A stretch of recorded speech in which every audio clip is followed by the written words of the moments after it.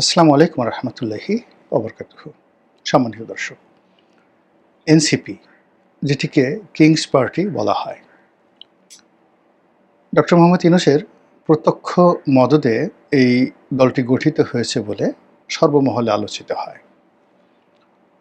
আবার যারা এই দলের কর্তা ব্যক্তি, তারা ডক্টর মোহাম্মদ ইউনূসকে নিয়োগ দিয়েছেন, একথা ডক্টর মোহাম্মদ ইউনূস সরাসরি স্বীকার করেন। তারপর রাজপথে এই দলটি কিংস পার্টি হিসেবে যেভাবে পরিচিত, একই সঙ্গে এই সরকারের কয়েক কর্তা ব্যক্তি তারা এখনও সরকারের মধ্যে রয়েছেন। অনেকে সন্দেহ করছেন যে ডক্টর মোহাম্মদ ইউনূস মূলত এই ছাত্রদের ঘাড়ে ভর করে তিনি রাজনীতির মাঠ গোছাচ্ছেন এবং সেখানে বিশ্বমানের রাজনীতির যে খেলাধুলা, সেই খেলাধুলা চলছে এবং চলতে থাকবে। এবং সেই খেলাধুলার একটি পর্যায়ে এসে এমন একটা পরিস্থিতির সৃষ্টি হবে যেখানে দেশের জনপ্রিয় যারা রাজনৈতিক নেতৃবৃন্দ রয়েছেন, বিএনপির, আওয়ামী লীগের, জামাতের, এদের একটা বিরাট অংশকে মোবিলাইজ করা হবে এবং সেই মোবিলাইজ করে এনসিপির মাধ্যমে তাদেরকে নির্বাচিত করে আনা হবে বা তারা নির্বাচিত হয়ে আসবেন। আর এই কাজ করার জন্য আওয়ামী লীগের যে অধিক্ষেত্র সেটা রেডি হয়ে আছে। অর্থাৎ আওয়ামী লীগের মূল ধারার যে সকল শক্তিশালী নেতৃবৃন্দ ছিলেন তারা পলাতক। বাংলাদেশে যে সকল জনপ্রিয় নেতৃবৃন্দ রয়েছেন, বিশেষ করে উপজেলা চেয়ারম্যান যারা আছেন, পৌরসভার মেয়র যারা আছেন এবং গত নির্বাচনে যারা স্বতন্ত্র প্রার্থী হয়েছিলেন, যাদের ক্লিন ইমেজ রয়েছে, তাদের সঙ্গে বিভিন্ন গোয়েন্দা সংস্থার যে যোগাযোগ, এ খবর পাওয়া যাচ্ছে। এখন তাদেরকে কি আওয়ামী লীগের ব্যানারে আনা হবে নাকি এনসিপির ব্যানারে আনা হবে নাকি স্বতন্ত্র আনা হবে, এটা নির্ভর করবে রাজনৈতিক পরিবেশ এবং পরিস্থিতি কোন দিকে যায়। দ্বিতীয়ত, বিএনপিকে যেভাবে পচানোর দরকার, গত এক বছর ধরে বিএনপি নিজে যেভাবে পচেছে, আর বিএনপির যারা প্রতিপক্ষ তারাও বিএনপিকে ছলে বলে কৌশলে তারা যতটা সম্ভব পচিয়েছে। এর ফলে বিএনপির যে সকল ভদ্রলোক, ক্লিন ইমেজের যে সকল জনপ্রিয় প্রার্থী রয়েছেন, তারা এই চাঁদাবাজির যে মহোৎসব, সন্ত্রাসের যে মহোৎসব, দখলবাজির যে মহোৎসব, এই মহোৎসবে তারা জড়িত হয়নি। ফলে আগামীতে যখন একটা অপারেশন ক্লিন হার্ট খুব দ্রুত চালু হবে এবং সারা বাংলাদেশ থেকে যদি 10 থেকে 12,000 এরকম চাঁদাবাজদেরকে গ্রেপ্তার করা হয়, বিএনপির সবাই যারা এই চাঁদাবাজির সঙ্গে জড়িত, তারপরে যারা সেই চাঁদাবাজিকে কেন্দ্র করে এলাকার রাজনৈতিক প্রাধান্য, কমিটি বিজনেস বা কমিটি ব্যবসা, এই কাজগুলো গত এক বছর যাবৎ করে আসছেন, তারা অনেকে গ্রেপ্তার হবেন, অনেকে দৌড়ে পালাবেন। ঠিক সেই সময়টিতে নির্বাচনে বিএনপিকে যদি আসে বিএনপি, তাহলে ওই যে সৎ এবং ভদ্র প্রার্থী তাদেরকে তারা পাবে না। বিএনপি যে সকল প্রার্থী দেবে তারা খুব দুর্বল হবে। আর অন্যদিকে বিএনপির যে জনপ্রিয় প্রার্থীগুলো, তাদেরকে যদি এনসিপি পিক আপ করে বা পিক আপ করবে বা আলটিমেটলি অনেকের সাথে এনসিপির যে যোগাযোগ, এটা হয়তো হয়ে গেছে গোয়েন্দা সংস্থার মাধ্যমে। তারা অনেকে বিএনপির নাম নিয়ে এলাকাতে কাজ করছে, অনেকে নীরব রাখছে নিজেদেরকে, অনেকে চুপচাপ বসে আছে, কিন্তু তলে তলে এই কাজগুলো গুছিয়ে আনা হচ্ছে। তো এরকম একটি অবস্থায় যদি নির্বাচন হয়, সেটা এপ্রিলে হোক, ফেব্রুয়ারি মাসে হোক 2026-এ, কিংবা ডিসেম্বর মাসে হোক 2025 সনে, চলতি বছর, কিংবা ধরুন 3 বছর পরে হোক, বোঝার চেষ্টা করুন যে সরকার তার প্রতিটি কর্ম খুবই সুকৌশলে এমনভাবে তারা এগিয়ে নিচ্ছে, এখানে ডক্টর মোহাম্মদ ইউনূস সব বিতর্কের ঊর্ধ্বে থাকছেন। আর ডক্টর মোহাম্মদ ইউনূসের সঙ্গে যাদের সম্পৃক্ততা করা হচ্ছে বা তাদেরকে কালার্ট করার চেষ্টা করা হচ্ছে, সেই এনসিপি, তাদের মধ্যে একটা বিরোধ তৈরি হয়ে গেছে। এটা কৃত্রিম হতে পারে এবং এটা সাজানো হতে পারে, অথবা এটা রিয়েলিটিও হতে পারে। এনিওয়ে, তো এনসিপির যে কিংস পার্টি, সেখানে অনেক নেতৃবৃন্দ রয়েছেন যারা ইতিমধ্যেই গণধিকৃত হয়েছেন, বিতর্কিত হয়েছেন দলের ভিতরে এবং দলের বাইরে। তো তাদের বাইরে যে কজন লোক আমি ব্যক্তিগতভাবে যাদেরকে আমার ভালো লাগে, যেমন দেখা গেল নাসিরুদ্দিন পাটোয়ারি, হাসনাত আবদুল্লাহ, সার্জিস, তাসনিম জারা, নিঃসন্দেহে তারা অন্য যে কোনো বাংলাদেশের যে জাতীয় নেতৃবৃন্দ রয়েছেন এদের বিরুদ্ধে, কারো বিরুদ্ধে চাঁদাবাজির অভিযোগ আছে। এটা বিএনপি নয়, এটা অন্যান্য ছোট ছোট রাজনৈতিক দল, মানে সেখানে আমি নাম বলতে চাচ্ছি না, কিন্তু যে সমস্ত লোক ক্যান্টনমেন্টে গিয়েছিল, যে সমস্ত লোক ছোট ছোট রাজনৈতিক দল, মূলত অনেকে চুপচাপ থাকে, অনেকে ভদ্র বেশে থাকে, অনেকে মিসকে শয়তানের মতো হাসাহাসি করে, এদের শয়তানি বোঝা যায় না, কিন্তু তারা চাঁদাবাজি করে, দীর্ঘদিন ধরে তারা চাঁদাবাজি করে। অনেকে শেখ হাসিনার জমানায় ডিজিএফআইয়ের পয়সায় চলতো, তারা এনএসআইয়ের পয়সায় চলতো, বড় বড় ব্যবসায়ীদের পয়সায় চলতো, অনেকের কাছ থেকে তারা এস আলমের টাকায় অনেক রাজনৈতিক দল বাংলাদেশে চলতো। তো সে সকল রাজনৈতিক দলের যে মিসকে শয়তানগুলো রয়েছে, সেই মিসকে শয়তানের যে চরিত্র, তাদের যে রেপুটেশন, ব্যাড রেপুটেশন, সেই তুলনায় আমি যে কয়জন লোকের নাম বললাম, সার্জিস, হাসনাত, তাসনিম জারা, নাসিরুদ্দিন পাটোয়ারি, আর একজন আছেন আক্তার, আমি তো তাদের সম্পর্কে ব্যক্তিগতভাবে কোথাও চাঁদাবাজির কোনো অভিযোগ পাইনি। আমি তাদের অনেক কথা আপনার অপছন্দ হতে পারে, হাসনাত আঙ্গুল ঝুলিয়ে কথা বলে, আপনার কাছে মনে হতে পারে যে এটা এভাবে তার বলা ঠিক হচ্ছে না। নাসিরুদ্দিন পাটোয়ারির অনেক কথা আপনার ভালো না লাগতে পারে, আপনি তাকে ডার্বি বলে গালি দিতে পারেন, কিন্তু নাসিরুদ্দিন পাটোয়ারি কোথাও থেকে চাঁদাবাজি করেছে, হাসনাত চাঁদাবাজি করেছে, করে বাড়িতে এটা মানে করেছে, বা হাঁসের মাংস খেয়েছে, ওয়েস্ট ইন্ডি গিয়েছে, আমি শুনিনি এখন পর্যন্ত। বরং এই সময়টিতে তারা যে সকল কথাবার্তা বলছে, এ সকল কথাই বাংলায় সেই পাকিস্তান জমানা থেকে কেউ বলেনি, এমনকি শেখ মুজিবুর রহমান বঙ্গবন্ধু, তার জবানও এই ধরনের কথা নাই। সরাসরি মানে পাকিস্তানের ইমরান খান যে সাহস দেখিয়েছেন সেনাবাহিনীর বিরুদ্ধে, এখন এই কয়েকজন লোক, এমনি কি এই যে এবি পার্টির ব্যারিস্টার ফুয়াদ,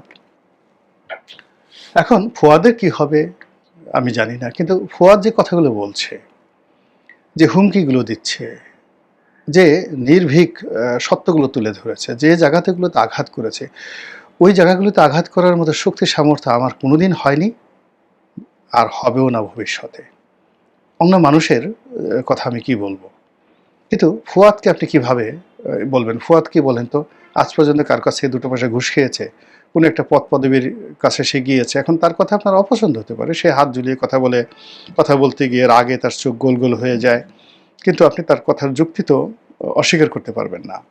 তদ্রুপ এনসিপিতে যে অন্তত ১ ডজন নেতা রয়েছেন, এমনকি এনসিপির যে নাহিদ, এখন নাহিদের বাবাকে নিয়ে অনেক বিতর্ক রয়েছে, তার বাবার হাঁটা চলা, চাল চলন, কথাবার্তা, অনেক বিতর্ক তৈরি হয়েছে, কিন্তু নাহিদ সম্পর্কে ব্যক্তিগতভাবে সে ঘুষ খেয়েছে, দুর্নীতি করেছে, আমার কাছে আমি এই ধরনের কোনো কথাবার্তা শুনিনি। তার একটা এপিএসের বিরুদ্ধে দুর্নীতির অভিযোগ আসছে, কিন্তু নাহিদ সম্পর্কে এখন পর্যন্ত আসেনি। এটাই হলো বাস্তবতা। তো এখন এই যে রাজপথের লড়াকু এনসিপির যারা সৈনিক, তাদের পিছনের শক্তিটা কি? সেটা কি সেনাবাহিনী? সেটা কি ডক্টর মোহাম্মদ ইউনূস? সেটা কি দেশপ্রেম? সেটা কি মার্কিন যুক্তরাষ্ট্র? সেটা কি আইএসআই? সেটা কি জামাত? এটা বলতে পারবো না, কিন্তু তারা যে সাহস দেখাচ্ছেন, যে শক্তি দেখাচ্ছেন, যে নির্ভীক যে কথাগুলো বলছেন, এটা এই স্বাধীন বাংলাদেশের ইতিহাসে কখনো কেউ করেনি, কেউ বলেনি, সরাসরি ডাইরেক্ট। তো সেই দিক থেকে আমরা বিভিন্ন সময় যারা এই এনসিপিকে কিংস পার্টি হিসেবে ট্যাগ দিয়েছি, হাসনাত সার্জিসদেরকে আমরা যেভাবে ডক্টর মোহাম্মদ ইউনূসের পোষ্য বলার চেষ্টা করেছি, তো সেক্ষেত্রে সাম্প্রতিক সময় ডক্টর মোহাম্মদ ইউনূসকে নিয়ে সার্জিস, নাসিরুদ্দিন পাটোয়ারি যে কথা বলেছেন, ডিজিএফআই নিয়ে নাসিরুদ্দিন পাটোয়ারি যে কথা বলেছেন, বিএনপির সালাউদ্দিন সাহেবকে নিয়ে, বিএনপির চাঁদাবাজি নিয়ে এমনকি তারেক রহমান সাহেবকে নিয়ে তারা যে কথাগুলো বলেছেন, এই কথা চ্যালেঞ্জ জানানোর মতো শক্তি এখন পর্যন্ত আমরা কাউকে দেখিনি। আমরা অনেক বড় বড় নেতাকে দেখেছি বিভিন্ন সময়, সেটা আমির হোসেন আম্মু বলেন, তোফায়েল সাহেব বলেন, মির্জা ফখরুল সাহেব বলেন, মির্জা আব্বাস বলেন, মানে এরা সরকারি যে এজেন্সিগুলো রয়েছে, ডিজিএফআই বলেন, র্যাব বলেন, ডিবি অফিস বলেন, মানে এই সকল অফিসের হুমকি ধামকি উপেক্ষা করার মতো অবস্থা তাদের কখনোই ছিল না। এরশাদ জামানাতেও ছিল না। আমির হোসেন আম্মু সাহেবকে ধরে নিয়ে গেছে, তাকে বসিয়ে রাখা হয়েছে, তোফায়েল সাহেবকে ধমক দেওয়া হয়েছে, জলিল সাহেবকে বেঁধে চোখ বেঁধে নিয়ে যাওয়া হয়েছে, ডিজিএফআই নিয়ে গেছে। কি করতে পেরেছে আওয়ামী লীগ? কিছু করতে পারেনি, বরং ওই অবস্থায় বসে তিনি বলেছেন, ওরে বাবা গো, ওরে মা গো, আর জীবনে কখনো রাজনীতি করব না, আমাকে প্রাণে বাঁচার সুযোগ দেওয়া হোক।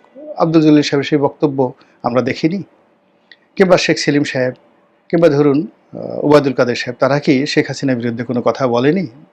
অত্যন্ত জঘন্য নেতিবাচক কথা বলেছেন। কিংবা আমরা কি সেই ডিজিএফআই তত্ত্বাবধানে লুৎফুজ্জামান বাবরের বিবৃতি আমরা শুনিনি? তার কথা কি আমরা শুনিনি? তো সেই দিক থেকে যদি অতীতের যে নেতাগুলো ধরেন, যাদের নাম আমরা বললাম, এরা জনারণ্য এক একজনের রয়্যাল বেঙ্গল টাইগার, কিন্তু তারা কিন্তু কেউ একবারও বলতে সাহস পাননি ডিজিএফআই এর দিকে আঙ্গুল তুলে যে তোমাদের সেই আস্তানা গুড়িয়ে দেওয়া হবে, ডিজিএফআই ডিসব্যান্ড করে দেওয়া হবে। এই সমস্ত কথা এই বাংলা এই প্রথম সার্জিসরা বলছেন, তারপরে নাসিরুদ্দিন পাটোয়ারিকে বলছেন, এবং এটা সহজ কথা নয়। আমার কাছে মনে হচ্ছে না যে এটা কোনো দালালির কথা।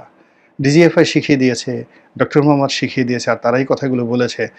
আসলে দালালি করার বা কারো লেজুর বৃত্তি করার একটা লিমিট আছে। শিখিয়ে দেওয়া কথা যে আমাকে গালাগালি করো, এটা শেখ হাসিনা করেছেন, সেটারও একটা লিমিট আছে। শেখ হাসিনার অনেক ভাড়াটিয়া পান্ডা ছিল, যারা প্রেস ক্লাবের সামনে শেখ হাসিনার পয়সা খেয়ে তাকে গালাগালি করেছে, কিন্তু দেয়ার ইজ এ লিমিট। কিন্তু এরা যেটা করছে এটার কোনো লিমিট নেই, লিমিটলেস।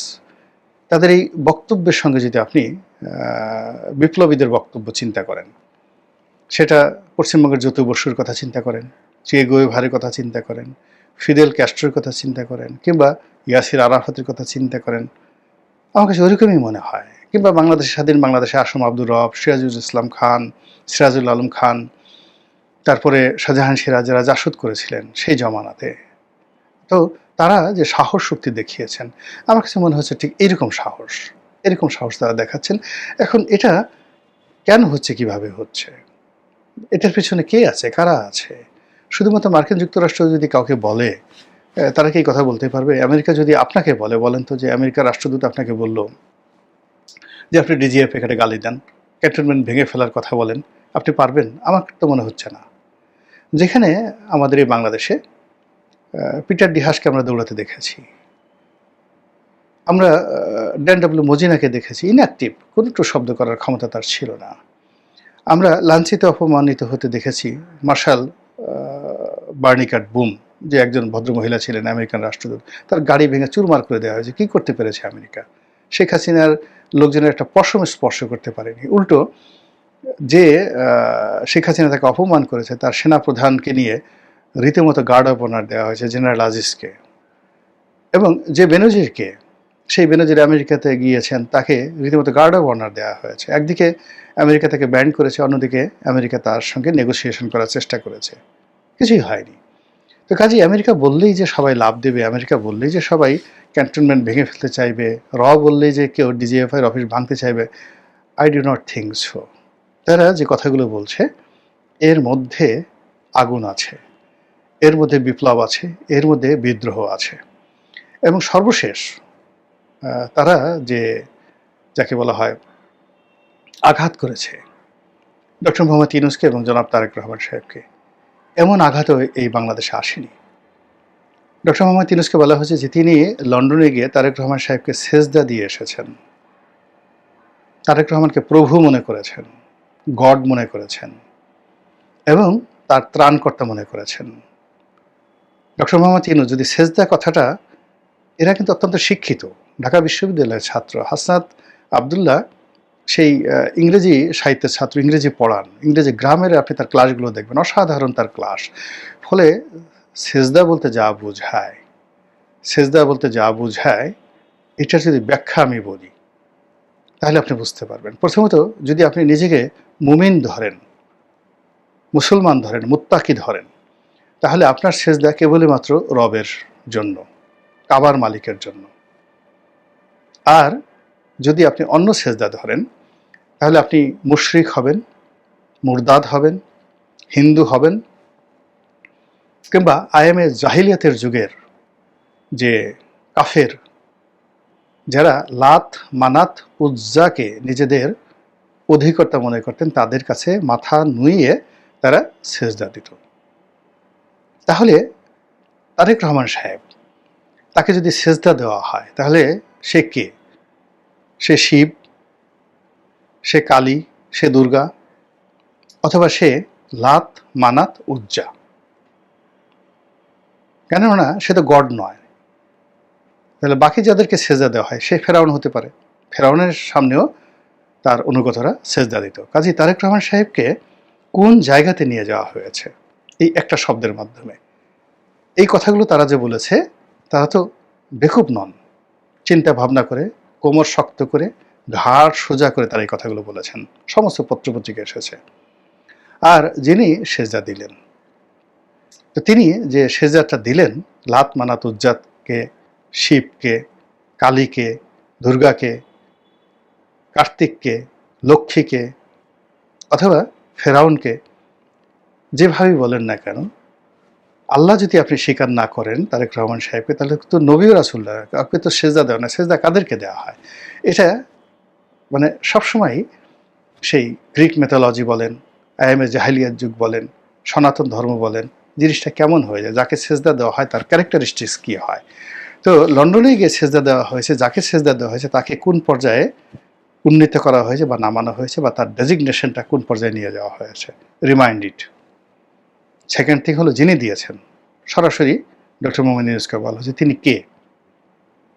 তিনি আরবের যে যুগের মানুষেরা লাত, মানাত, উজ্জাতকে সেজদা দিত, শুধু সেজদা দিত না, উলঙ্গ হয়ে সেজদা দিত, কাপড় চোপড় খুলে ন্যাংটা হয়ে তারা সেজদা দিত। ইতিহাস পড়ে দেখেন। আর সনাতন ধর্মে যারা সেজদা দেয়, প্রণাম করে, প্রণতি দেয়, কাদেরকে দেয়, কিভাবে দেয় সেটা বিচার করেন। অনেক রাজা বাদশাহ আছেন যারা নিজেদেরকে গড দাবি করেছিলেন। সে হামান, ফেরাউন। তো তাদের সামনে যারা অবনত হতেন, সেজদা দিতেন, তারা কি বলতেন? যারা বাছুর পূজা করতেন, সেই সূরা বাকারাতে গিয়ে দেখেন, যারা বাছুর পূজা করতেন, বনী ইসরাইলদের বাছুরের সামনে যারা অবনত হয়েছিলেন, তাহলে সেক্ষেত্রে যদি আপনি বনী ইসরাইল জাতির সেই যে বাছুর পূজাকে ধরেন, তাহলে তারেক রহমান সাহেবকে কি বানানো হয়েছে? সূরা বাকারা যদি আপনি তাফসির করেন। আর যারা এই বাছুর পূজা করেছে বা পূজা করে, সেক্ষেত্রে এই যে তারেক রহমানকে সেজদা দেওয়ার কথা যাকে ইন্ডিকেট করা হয়েছে তাকে কোথায় নামানো হয়েছে? এটা অভিনয় নয়, এটা সাজানো কথা নয়, এটা ভিতরে ক্রোধ, ক্ষোভ, রাগ, বিদ্রোহ। মরছি তো মরছি, তোকে নিয়ে মরব, মরছি তো মরছি, শেষ দেখা দেখে দেব। এই যে বিপ্লবের যারা অগ্রনায়ক, সেনানী, যারা 2025 সনের আগস্ট মাসের 5 তারিখে অভিমান করে কক্সবাজারে তারা গিয়ে বসেছিলেন এবং সেখান থেকে তারা ফিরে এসেছেন, এবং ফিরে আসার পরে একটার পর একটা বোমা তারা ছাড়ছেন।